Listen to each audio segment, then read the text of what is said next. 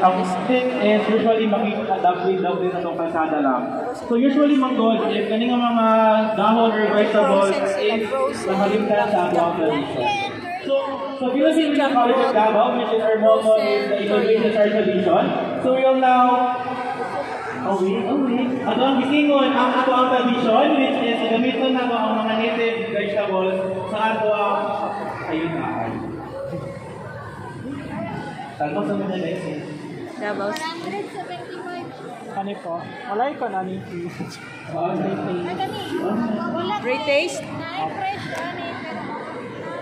Free taste daw. 175. Frozen. Ay, may mga jam. Oh, I like the jam. Durian jam.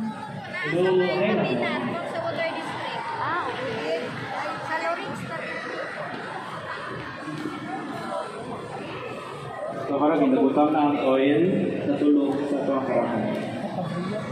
Tabliya. Davao tabliya.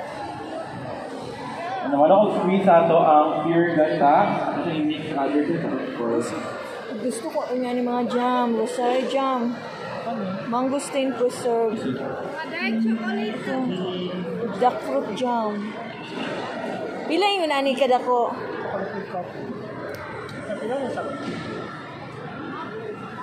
Durian jam. So how they prepare na pa sa aromatics. May small mangosteen. Hamburg reserve. Small. Henjek, ano dito? Now. Tabliya.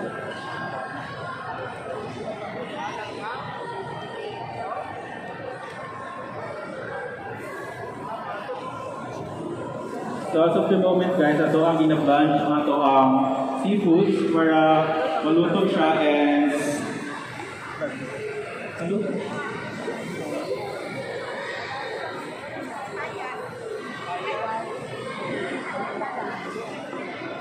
Cooking show.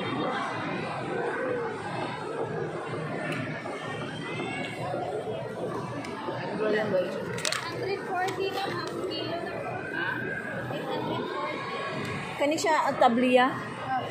Naik kamay, 1, ito 79, 179. Tabliya.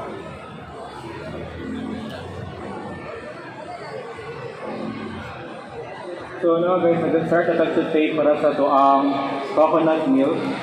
It is cooked separately separately sa seafood.